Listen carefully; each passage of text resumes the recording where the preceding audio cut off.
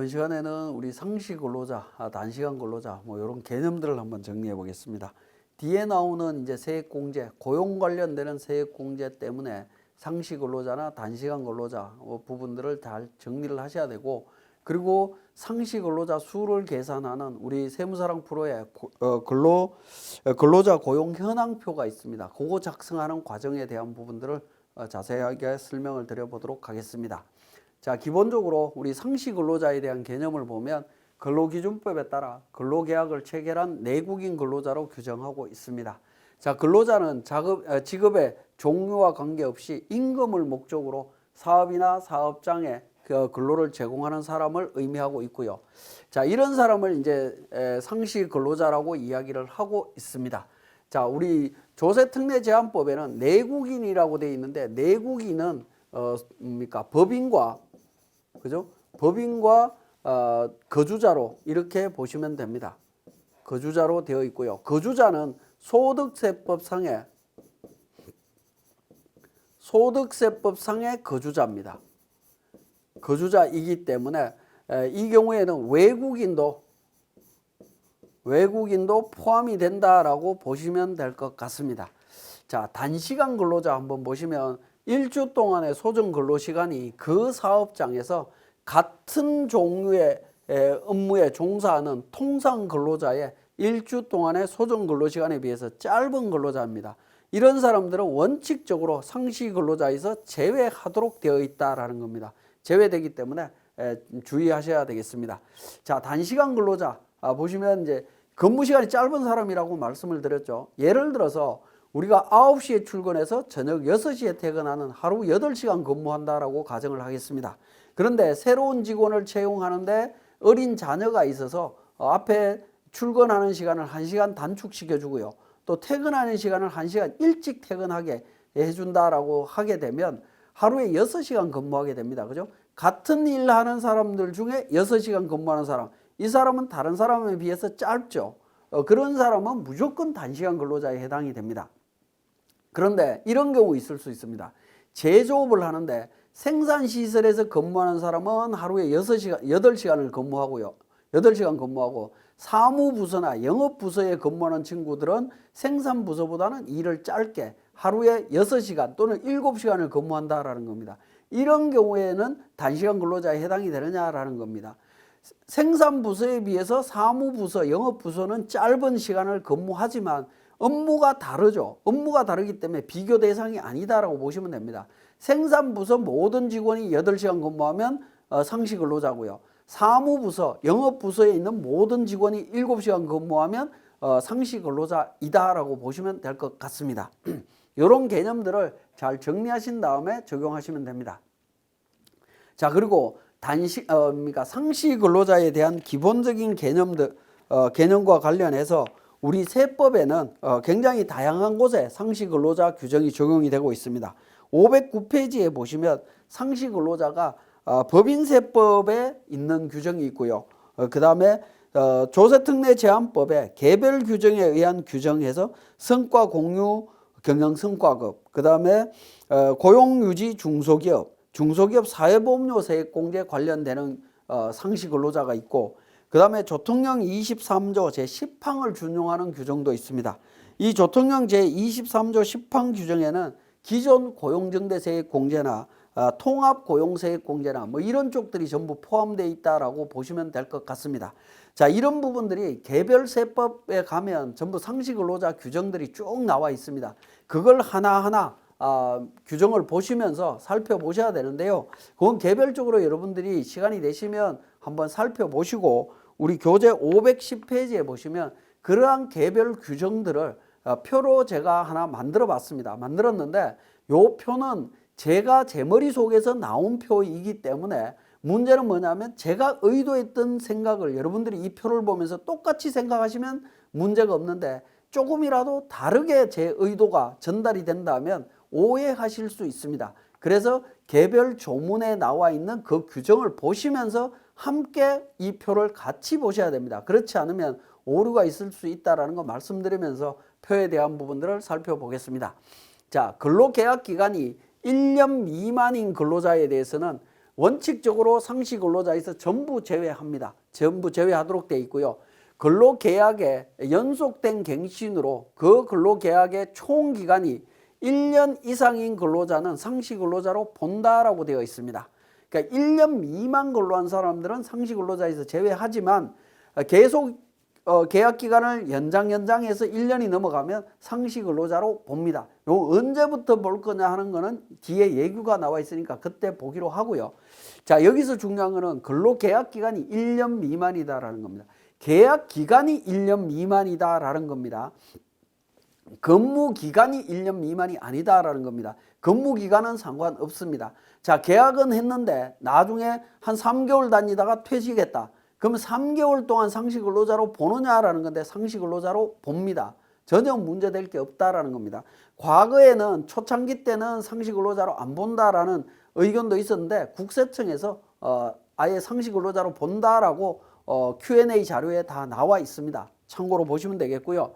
자, 그 다음에 단시간 근로자에 대한 부분입니다. 단시간 근로자 어떻게 되느냐? 원칙적으로 상시 근로자에서 전부 제외하도록 되어 있습니다. 원칙적으로 제외하는데 고용유지 중소기업, 그 다음에 23조 10항 적용되는 경우, 그 다음에 경영성과급, 중소기업 사회보험료 적용할 때는 1개월간의 소정 근로시간이 60시간 이상이면 상시 근로자에 포함합니다.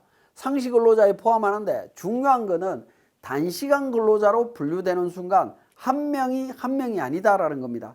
기본적으로 단시간 근로자는 2명이 상시 근로자 1명으로 인정이 됩니다. 0.5명으로 계산이 된다라는 겁니다. 근데 어떤 특수한 요건을 갖추면 그러니까 4사람이 3사람이 됩니다. 그러니까 1명이 0.75명으로 계산되도록 되어 있습니다. 그래서 단시간 근로자를 잘 분류를 하셔야 됩니다. 그리고 여기에서 고용유지 중소기업 세액공제를 적용받을 때는 단시간 근로자인 경우에는 1명이 됩니다. 60시간 채우면 1명이 된다라는 겁니다. 그리고 근로소득 정대세액공제 적용할 때는 단시간 근로자 제외하도록 되어 있습니다. 제외하도록 되어 있다라는 거. 이런 거 미묘한 차이점들이 서로 있다라는 거 잘 보셔야 됩니다. 자, 그 다음에 법인세법상의 임원은 어떻게 되느냐? 조세특례제한법 적용할 때 전부 제외됩니다. 전부 제외되고요.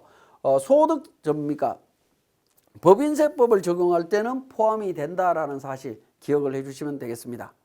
자, 그 다음에 최대 주주나 최대 출자자인 경우에 어떻게 되느냐라는 겁니다.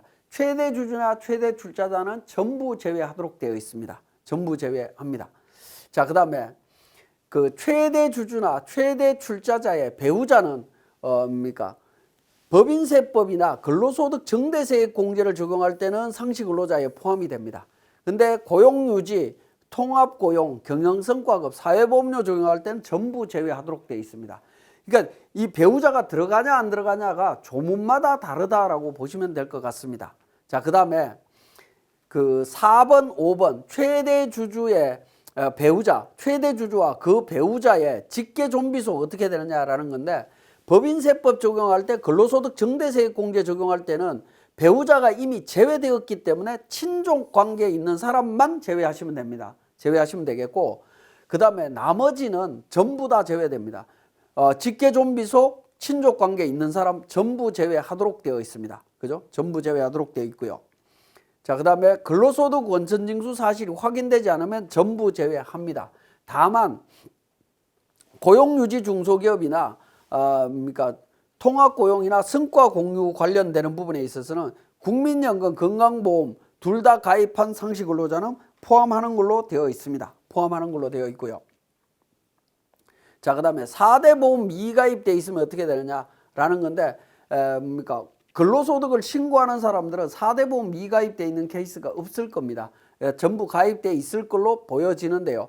어쨌든 가입이 안 되어 있다 하더라도 법인세법이나 근로소득 정대세액 공제를 적용할 때는 포함되는 걸로 보시면 될 것 같고요. 중소기업 사회보험료나 통합고용이나 경영성과급은 국민연금 건강보험 가입 여부로 따지시면 됩니다. 그 다음에 중소기업 사회보험료 세액 공제는 하나라도 미가입되어 있으면 원칙적으로 제외되도록 되어 있습니다. 다만 국민연금이나 건강보험법에 의해서 가입 자체가 거부되는 경우 있습니다. 법에 의해서 가입이 거부되는 것은 가입하고 싶어도 어쩔 수 없는 거죠. 이런 경우에는 가입된 걸로 보고 판단해 주시면 되겠습니다. 자, 그 다음에 총급여 7천만 원 이상인 경우에는 원칙적으로 전부 다 포함합니다. 다만 근로소득 정대세액공제라 중소기업 경영성과급 세액공제를 적용할 때는 제외하도록 되어 있습니다. 고소득자에 대해서는 적용 안 해준다라는 취지입니다.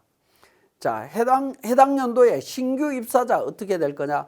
상시근로자의 전부 포함합니다. 그렇지만 고용유지 중소기업 세액공제 적용할 때는 제외되는 걸로 보시면 됩니다. 평균 임금 증가율 계산할 때 제외되도록 되어 있습니다. 제외되도록 되어 있고요. 그 다음에 경영성과급 계산할 때 제외되도록 되어 있습니다. 요거는 예규에서 제외하는 걸로 이야기를 하고 있습니다. 자, 나머지는 전부 포함되는 걸로 되어 있습니다. 이렇게 이제 상시 근로자에 대한 개념을 정리하신 다음에 이 내용으로 우리 상시 근로자 수를 계산하시면 된다라는 겁니다. 자, 관련되는 내용에 대해서 조금 더 정리를 해보면 Q&A 자료를 보면 근로계약 기간은 1년 이상이고 1년 이내에 퇴사하면 상시 근로자에 들어간다라는 겁니다. 자, 계약 기간이 1년 이상이다. 계약 기간 1년 이상이다라는 걸 어떻게 표현할 거냐라는 겁니다. 자, 몇 년 몇 월 며칠부터 몇 년 몇 월 며칠까지라고 계약을 할 수도 있고요. 몇 년 몇 월 며칠부터 근무한다라고 되어 있습니다. 몇 년 몇 월 며칠부터 근무한다. 기간이 정해져 있지 않다면 무조건 계약 기간은 1년 이상이라고 보시면 됩니다. 언제까지라고 하는 종료기간이 있으면 개시일부터 종료기간까지 1년이 되냐 안 되냐를 보시면 됩니다. 정규직인데 3개월 만에 퇴사했다. 상시근로자에 들어가느냐? 근무했던 기간 동안 상시근로자로 보시면 됩니다. 자, 원천징수 내역이 없는 경우에는 국민연금이나 건강보험료 납부가 있다면 상시근로자에 포함이 됩니다. 자, 22세 청년 계약직 근로자인 경우에 고용정대세액공제 적용할 때 청년 상시근로자에서 제외된다라는 겁니다. 요거는 이제 고용정대라 통합고용 쪽에서 제가 좀 더 자세히 설명을 드릴 건데요. 계약직 근로자라고 하는 부분은 근로계약 기간이 딱 정해져 있다라는 겁니다. 언제부터 언제까지 정해져 있는 사람은 계약직 근로자에 해당이 됩니다. 계약직 근로자에 해당이 되는 순간 청년 상시 근로자에는 포함되기가 어렵다라고 보시면 됩니다. 아예 제외되도록 법에 명시가 되어 있습니다. 이건 고용정대 계산할 때만 그렇습니다. 중소기업 사회보험료세 계산할 때는 청년은 나이로만 따지기 때문에 그런 거 제한이 없습니다. 그냥 청년으로 들어갑니다. 자, 산업체 병력 특례제에 따른 근로자, 산업체 병력 특례제에 따른 근로자라 하더라도 고용계약서 작성하고 들어왔다라는 거죠. 그죠?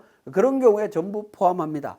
무급휴직자, 근로자 중에 군 입대자 이런 사람들도 건강보험료를 회사에서 납부해 준다면 그러니까 기본적으로 상시 근로자에 포함하겠지만 회사에서 납부해 주지 않는다면 제외하는 걸로 보시면 됩니다.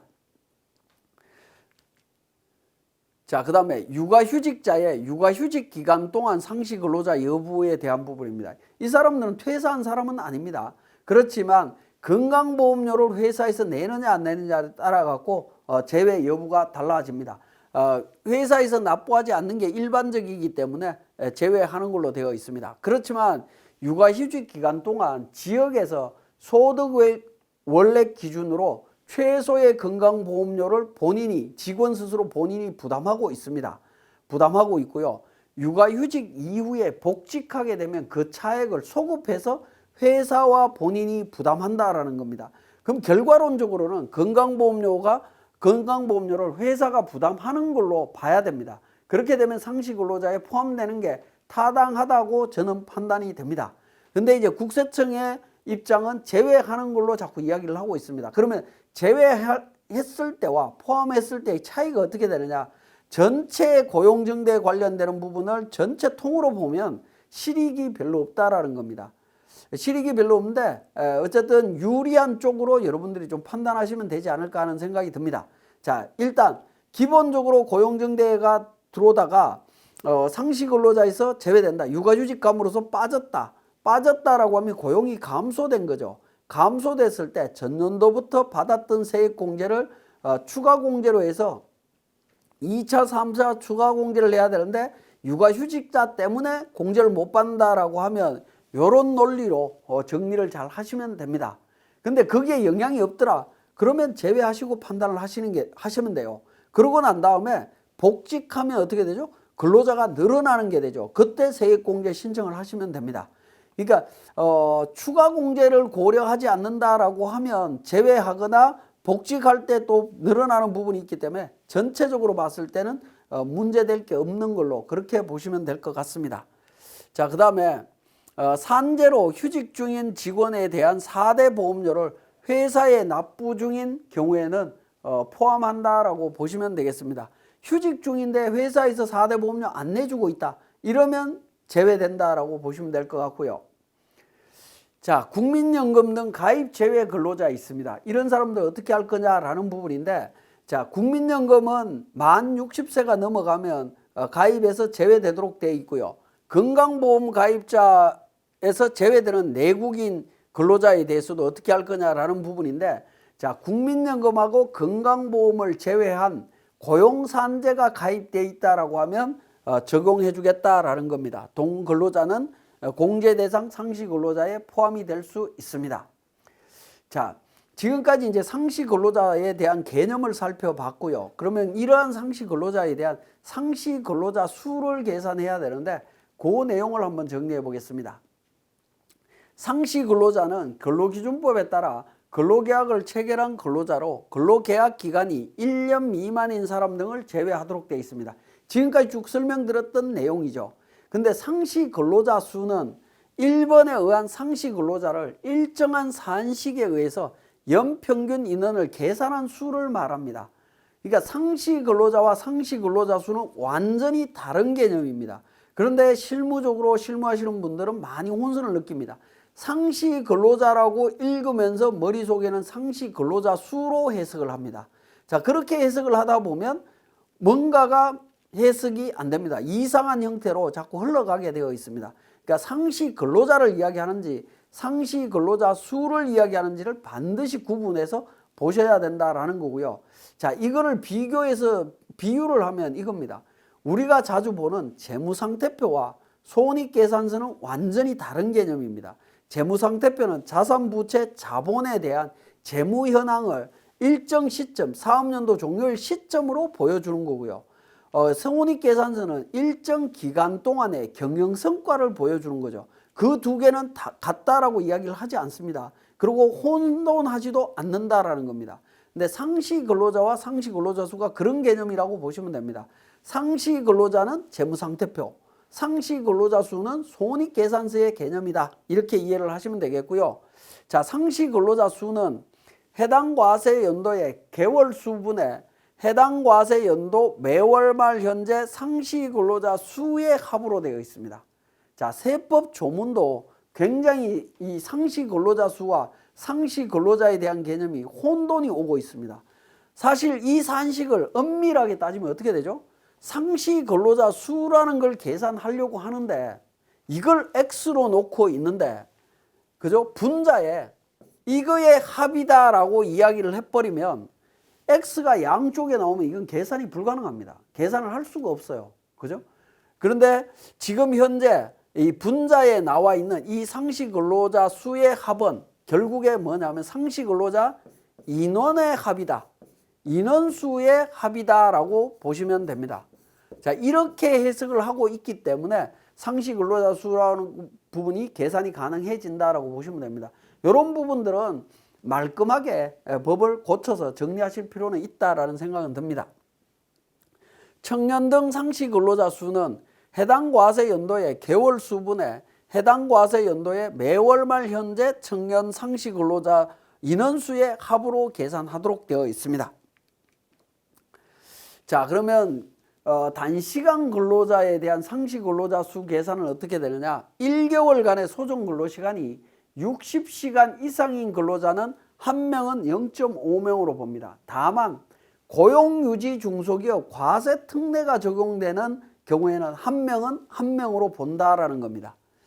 자, 그리고 지원 요건이라고 해서 직전 과세 연도보다 상시 근로자 수가 감소하지 않았고, 그 다음에 기간에 정함이 없는 근로계약을 체결했고, 시간당 임금 등 차별적 처우가 없고, 시간당 임금이 최저임금의 130%, 물론 중소기업은 120%입니다. 이런 요건을 충족한다면 한 명은 0.75명으로 계산하겠다라고 되어 있습니다. 0.75명으로 계산을 합니다.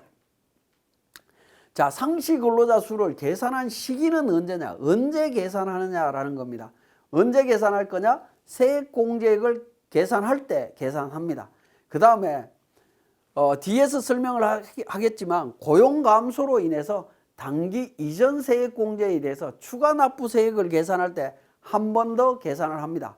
요거는 이제 청년의 개념이 나이로 규정을 하고 있다 보니까 시간이 지남으로 인해서 나이가 증가되면 청년에서 청년외로 빠져버리는 문제가 생깁니다. 제외되어 버리기 때문에 청년이 감소하는 현상이 나오면서 추가 납부세액이 나오는데 그런 부분은 입법 취지하고 안 맞다라고 보기 때문에 다시 한번 계산할 수 있는 조문이다라고 보시면 되겠습니다. 자, 창업 등 기업에 대한 상시 근로자 수를 어떻게 계산할 거냐? 조특령 23조 제13항의 내용이 나와 있습니다. 간략하게 정리를 해드리면 순수한 창업인 경우에는 직전 연도 상시 근로자 수는 제로가 됩니다. 우리 고용증대 세액공제의 기본 구조는 당해 연도 상시 근로자 수와 직전 연도 상시 근로자 수를 비교해서 당해 연도에 늘어난 인원수에 대해서 세액공제를 해줍니다. 그럼 직전 연도에 대한 상시 근로자 수가 나와야 되는데 순수한 창업인 경우에는 직전 연도가 무조건 제로입니다. 제로로 보겠다. 이게 조특령 23조 13항 1호 규정입니다. 그 다음에 다음의 경우에는 직전 과세 연도의 상시 근로자 수로 상시 근로자 수로 가는데 종전 사업, 법인 전환 전의 사업, 폐업 전의 사업의 직전 과세 연도 상시 근로자 수로 갑니다. 이게 조특령 23조 13항 2호인데요. 합병, 분할, 현물 출자 또는 사업 양수를 통하여 종전의 사업에 사용되던 자산을 인수 또는 매입하여 같은 종류의 사업을 하는 경우가 하나가 있을 수 있고, 거주자가 하던 사업을 법인으로 전환해서 새로운 법인을 설립하는 경우, 그 다음에 폐업 후 사업을 다시 개시하여 폐업 전 사업과 같은 종류의 사업을 하는 경우, 이런 케이스에 걸리면 상시 근로자 수는 종전 사업이나 법인 전환 전의 사업이나 폐업 전의 사업의 직전 사업연도 상시 근로자 수로 보겠다라는 겁니다. 예를 들어서 이런 부분들입니다. 예를 들어서 자, 우리가 7월 1일 날 이게 직전이고요. 이게 당해 연도다. 7월 1일 날 법인으로 전환했다라는 겁니다. 법인 전환했다라고 하면 전환일 이후에 상시 근로자 수 이때 5명이다라고 가정을 하면 직전 연도 개인 사업의 직전 연도 이때 3명이다 라고 하면 이 3명보다 5명이니까 2명이 늘었으니까 여기에 대해서 세액공제해 주겠다. 이런 개념으로 이해를 하시면 될 것 같습니다. 자, 그 다음에 세 번째 부분입니다. 다음에 해당하면 이렇게 계산한다라고 해서 조특령 23조 13항 3호 규정입니다.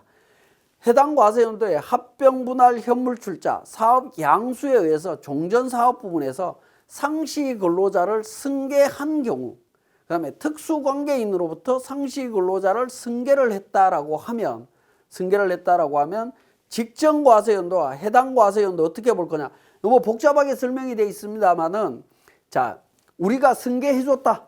우리 직원을 저쪽으로 보냈다. 저쪽 회사로 보냈다라는 거죠. 그런 경우에는 이렇게 계산을 합니다. 자, 23년도, 22년도. 자, 직원 수가 5명 있었고요. 6명 있었습니다. 근데 6명 있다가 저쪽으로 보냈다. 2명을 보냈다라고 하면 이 2명은 22년도에 2명을 마이너스 시켜버립니다.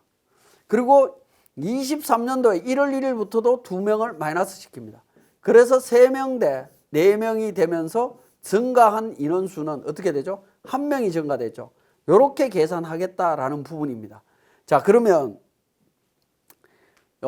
승계받은 회사는 어떻게 할 거냐? 승계받은 회사는 23년도에 내가 고용하고 있던 직원이 5명인데 2명을 받았다라는 거죠. 그러면 7명이 되겠죠.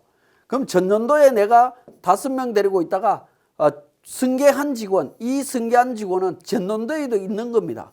7명이 돼서 변동이 없다. 그래서 제로가 되는 구조라고 보시면 됩니다. 이런 구조로 보겠다라는 겁니다. 그래서 한번 보시면 직전 과세 연도는 승계시킨 사업은 직전과세연도 상시 근로자 수에서 승계시킨 상시 근로자 수를 빼도록 되어 있고요. 승계한 기업은 직전과세연도 상시 근로자 수에서 승계한 상시 근로자 수를 플러스하도록 되어 있습니다. 자, 그 다음에 해당 과세연도는 해당 과세연도 개시일에 상시 근로자를 승계시키거나 승계한 것으로 봐서 근로자 수를 계산하도록 되어 있습니다. 상시 근로자를 이라고 되어 있죠. 상시 근로자 수가 아닙니다. 상시 근로자를 승계시킨 직원이 몇 명이냐, 그 직원에 대한 근로자 수를 빼고 더하고 하면 됩니다. 자, 그렇게 계산하겠다라고 되어 있습니다. 자, 상시 근로자 수의 경우에 사업 양수의 경우에 상시 근로자 수 판단 적용 기준을 한번 보면, 자, 인적 설비와 물적 설비를 모두 승계하는 경우에는 14망 3호 규정을 적용하는 거고요. 물적 설비만 승계한 경우에는 2호를 적용한다라고 보시면 될 것 같습니다. 2호와 3호는 중복되는 규정이 있습니다. 얼핏 보면 중복되는데 이걸 미묘하게 차이가 있다라는 거 다시 한번 말씀을 드리고, 인적 설비 즉 고용 승계 여부로 2호와 3호를 구분해 주시면 될 것 같습니다. 자, 고용을 승계한 사업 양수의 경우에 입법 취지를 잠깐 말씀드리면, 승계시킨 기업이나 승계한 기업은 같은 기업입니다. 제가 하던 사업을 예를 들어서 김철수한테 100% 넘겼다 라고 하면 사업장은 변화가 없죠. 그대로 유지되고 있는 겁니다.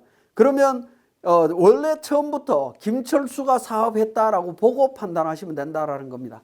모든 사업 상시 근로자를 승계한 경우에는 고용의 변화가 없기 때문에 승계한 기업은 고용의 증감이 없다라는 겁니다. 그래서 승계시킨 기업의 추가 납부세액 계산할 때는 직전과세연도 상시 근로자 수에서 승계시킨 상시 근로자 수를 빼기 때문에 제로가 되고 추가 납부세액 원칙적으로 안 나옵니다. 승계한 기업은 승계한 상시 근로자를 직전과세연도의 상시 근로자로 보기 때문에 추가 고용이 없다면 고용정대세액 공제도 적용을 못 받는다라는 겁니다. 왜냐하면 고용 변화가 없기 때문에 그렇습니다. 자, 이런 원칙 속에서 진행이 된다라고 보시면 되겠습니다. 자, 사업 양수와 법인 전환을 어떻게 따질 거냐라는 부분인데, 사업 양수는 계속 사업과 그 다음에 승계시킨 기업과 승계한 기업 간의 매각 거래라고 보시면 됩니다. 승계한 기업은 주된 사업 활동이 계속되고 있는 기업이라고 보시면 됩니다. 다른 회사를 사올 때 계속 그러니까 사업을 하고 있는 상태에서 다른 회사를 사온다. 이 경우에 고용이 같이 따라오면 3호를 적용하는 거고요. 고용이 안 따라오면 2호를 적용하는 게 사업 양수가 되겠습니다. 근데 법인 전환은 계속 사업과 신설 법인 간의 매각 거래인데요. 전환 법인은 개인 사업에서 전환돼서 신설된 경우 또는 전환 전에 이미 신설된 법인이지만 주된 사업에 영업 활동이 없으면서 개인 사업을 양수받는 경우에는 2호를 적용받습니다. 자, 일반적으로 우리가 법인 전환할 때 보면 개인 사업 유지하면서 법인부터 먼저 만들어요. 그리고 법인에서는 영업 활동이 없다가 사업 양수도 계약서 써서 개인 사업을 법인으로 전환한다라는 겁니다. 다 넘기죠. 이게 얼핏 보면 사업 양수로 보이는데 엄밀하게 따지면 고용승계 관계없이 아무런 행위를 하지 않던 회사에다가 넘긴 경우에는 2호를 적용한다라고 보시면 될 것 같습니다. 자, 상시 근로자 수 판단할 때 유의해야 될 점 몇 가지 살펴보겠습니다.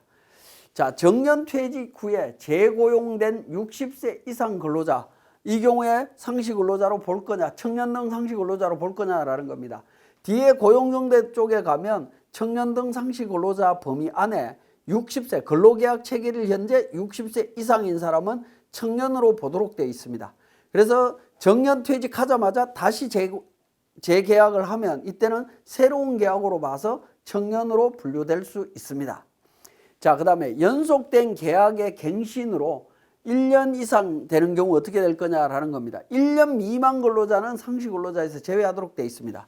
그래서 최초 계약했을 때 1년 미만이었다라는 겁니다. 그런데 계약을 갱신해요.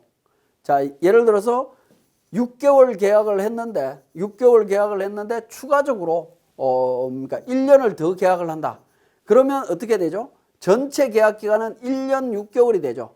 1년 6개월이 되다 보니까 이런 경우에 상시 근로자로 봅니다. 그러면 언제부터 볼 거냐라는 건데 갱신일부터 상시 근로자로 봅니다.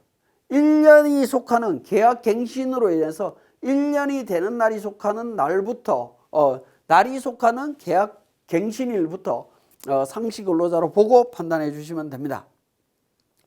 그리고 신규 창업한 법인에 해당 과세 연도는 법인 설립 등기일부터 가는 거고요. 개인 사업자인 경우는 1월 1일부터 갑니다.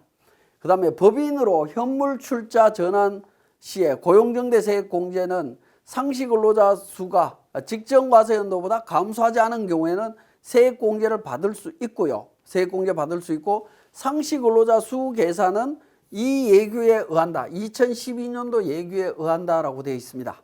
2012년도 예규를 보면 고용정대를 받던 거주자가 하던 사업을 법인으로 전환해서 새로운 법인을 설립하는 경우에 전환법인으로 승계된 상시 근로자는 같은 조 사망인데 같은 조 사망은 추가 납부 규정을 말합니다.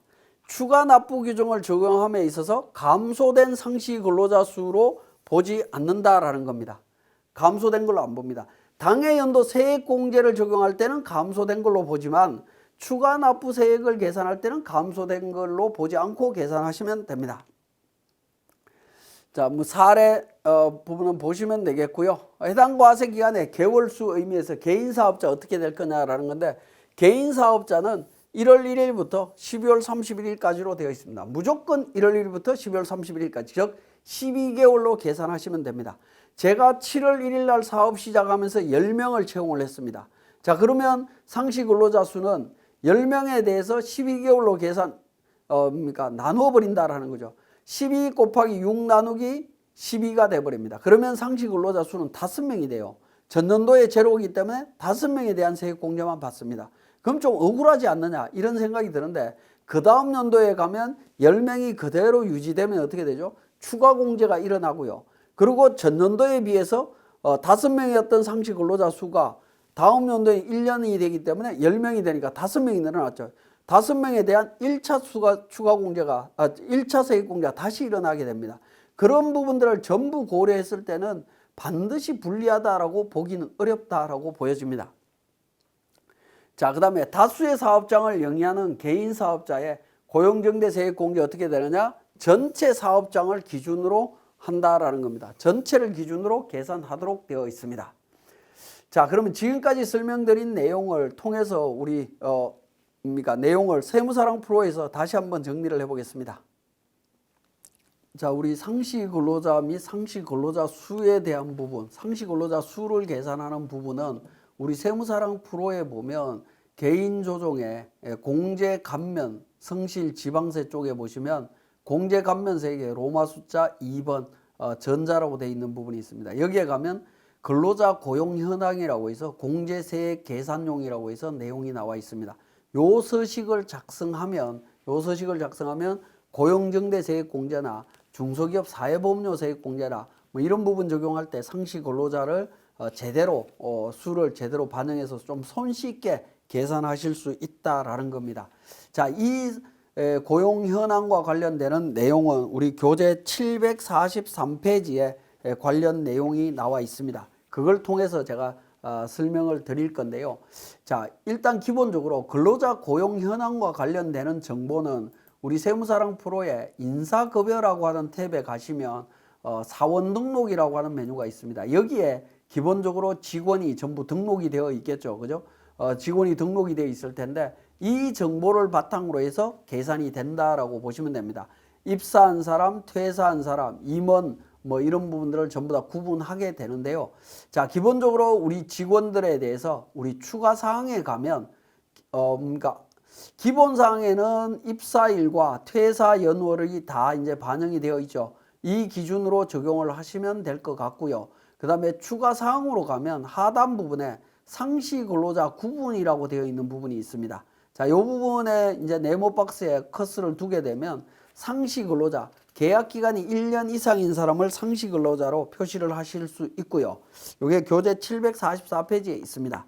그 다음에 직원들 중에 단시간 근로자일 때 0.5명으로 계산되는 단시간 근로자, 0.75명으로 계산되는 단시간 근로자가 있습니다. 자, 그러면 우리 자료에 한번 보시면 우리 교재의 자료가 735페이지의 내용이 나와 있습니다. 내용이 나와 있는데요. 단시간 근로자가 도봉산입니다. 도봉산이라는 직원이 단시간 근로자로 되어 있네요. 그러면 단시간 근로자, 여기에 15번의 상시 근로자 구분에 있어서 단시간 근로자 0.5명으로 이렇게 표시를 해주시면 된다라는 겁니다. 그렇게 표시를 해주시면 우리 근로자 고용 현황표 작성할 때 여기에 있는 정보에 의해서 자동으로 다 구분돼서 반영이 되기 때문에 굉장히 편리해집니다. 그 다음에 4번 임원, 최대 주주, 배우자 등 친족, 개인 대표자 관련되는 부분 나오죠. 임원에 해당되는 사람, 최대 주주, 친족이나 뭐 이런 사람들 관련 있는 분들 적용해 주시면 될 것 같고요. 그 다음에 5번에 제외할 근로자, 상시 근로자에서 제외되는 사람들 내용 쭉 정리를 했죠. 거기에 해당되는 사람이 있다면 5번 제외할 근로자로 표시를 해 주시게 되면 우리 고용현황표 작성할 때 좀 더 쉽게 작성하실 수 있습니다. 기본적으로는. 그래서 그러니까 근로자가 채용되게 되면 사원 등록하실 때 요 상시 근로자 구분까지도 미리 등록해 주시면 좋을 것 같습니다. 자, 이렇게 등록된 정보를 바탕으로 우리 고용현황표로 갑니다. 자, 고용현황표에 가서 작성하게 되는데요. 자, 공제 구분에 보시면 기본적으로 통합고용이라는 부분이 있고요. 그 다음에 고용정대, 사회보험 관련되는 부분이 있습니다. 통합고용 세액공제를 적용받을 때 상시근로자 수와 고용정대나 사회보험료 적용받을 때 상시근로자 수가 다르다라는 겁니다. 요건 뒤쪽에서 제가 설명을 드리겠지만 통합고용 방식으로 세액공제를 하는 경우에는 1번을 선택하고요. 고용정대나 사회보험료 기존 제도를 적용하는 경우에는 2번을 선택하시면 될 것 같습니다. 자, 기본적으로 우리는 1번 통합고용을 선택한다라고 가정을 하고 내용을 보시면 통합고용은 23년도에 처음 진행이 되는 거기 때문에 자, 우리 F12 불러오기를 통해서 작성을 합니다.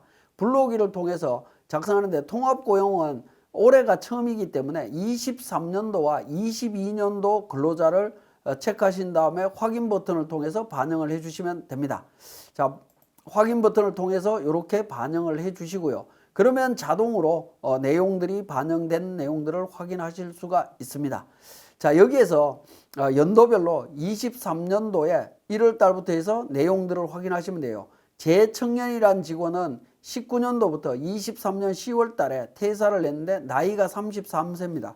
33세면 통합고용에서는 34세 이하일 때 청년으로 본다라는 거죠. 그래서 하단 부분에 보시면 청년으로 쭉 분류가 되어 있고 인원수 계산이 되어 있습니다. 박경력 관련해서는 우리 기본 자료에 보시면 735페이지의 박경력은 경력 단절 여성이라는 겁니다. 경력 단절 여성인 경우에는 우리 기타 우대라고 하는 부분이죠. 여기에 마우스를 두게 되면 장애인 60세 경력 단절이라고 표현이 되어 있습니다. 2번 경력 단절로 표시하시면 청년으로 분류되고 하단 부분에는 경단이라고 표시가 나옵니다. 그죠? 그 다음에 김막내, 김막내는 뭐 별도의 내용이었기 때문에 나이로만 청년으로 분류되어 있을 거고요. 이말단, 이말단 같은 경우에는 군복무기간 2년으로 되어 있네요. 24개월 입력을 했습니다. 군복무기간은 F3번 전년도 군복무기간 불러오기에서 불러와서 반영을 하셔도 됩니다. 불러와서 반영을 하셔도 되고 아니면 개별적으로 반영을 하셔도 됩니다. 그러면 나이를 따질 때 군복무기간 최대 6년을 뺀 나머지 나이 갖고 판단하도록 되어 있습니다. 청년 여부를 따질 때요. 소백산 그대로 가시면 되겠고 북한산은 장애인입니다. 그죠? 북한산 관련해서는 장애인인데 요거는 이제 기타 우대 쪽에서 장애인 60세라고 하는 부분을 선택을 해주시면 됩니다. 자, 그 다음에 관악산 넘어가고 도봉산. 도봉산은 단시간 근로자로 표시되어 있죠. 상시 근로자 여부에서 단시간 근로자로 이미 표시되어 있기 때문에 무시하시면 되겠고 이일병 같은 경우에 군복무기간 18개월 반영되어 있습니다.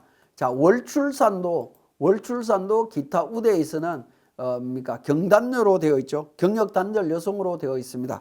735페이지에 자료가 있는데 경력 단절 여성으로 표시를 해주시면 됩니다.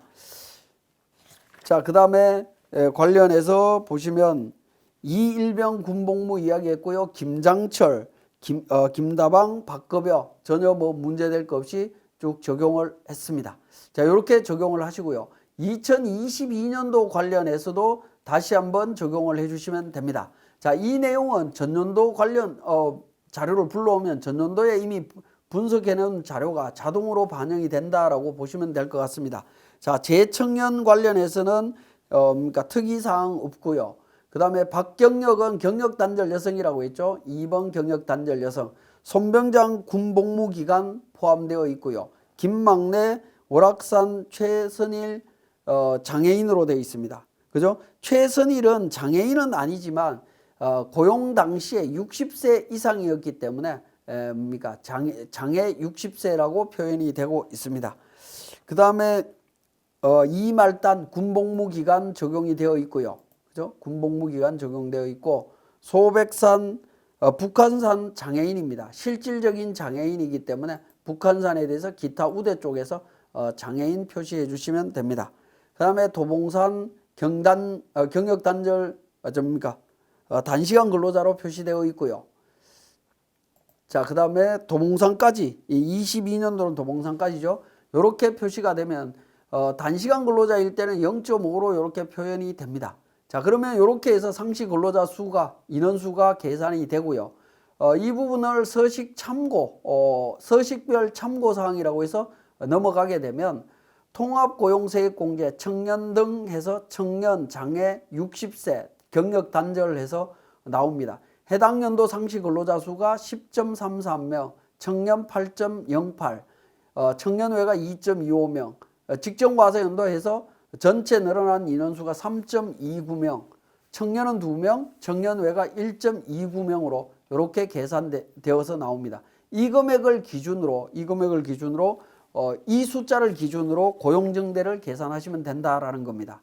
그리고 과세 연도별 쪽에서 다시 한번 또 말씀을 드리면, 자, 우리는 통합고용 쪽에 대한 부분을 한번 말씀을 드렸고요. 만약에 이제 우리가 고용정대나 기존 제도로 간다라고 하면 기존 제도에 대한 정보를 불러오기를 통해서 과거 정보 전부 다 불러와서 반영을 해주시면 됩니다. 그리고 이제 인원수마다 관련되는 기타 우대 사항이 있죠. 기타 우대 사항에 보면 장애인, 경력 단절, 그 다음에 군복무 기간을 연도별로 쭉 적용을 해주시면 됩니다. 자, 그 똑같은 방법으로 적용을 하시고 서식별 참고 사항에 가게 되면 청년 1명 줄었고 청년 외가 이렇게 늘었다. 그 다음에 중소기업 사회보험료 적용할 때는 이렇게 된다라는 정보가 나와 있습니다.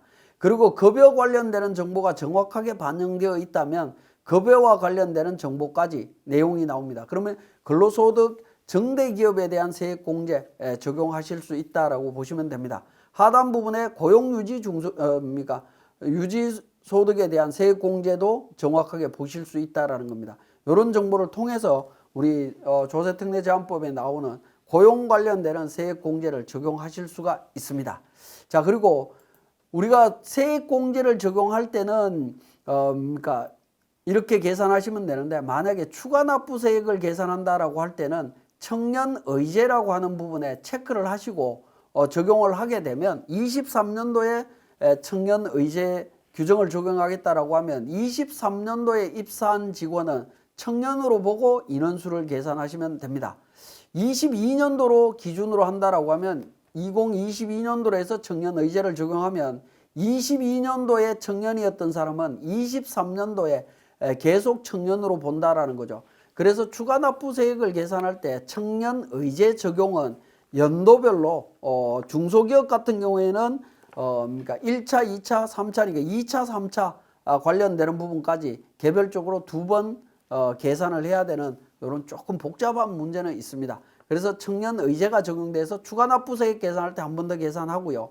1차 세액공제 계산할 때 한 번 더 계산을 해야 된다는 거, 따로따로 계산해서 관리를 해야 된다는 겁니다. 우리 세무사랑 프로에서는 그걸 구분해서 따로 관리해 주지는 않습니다.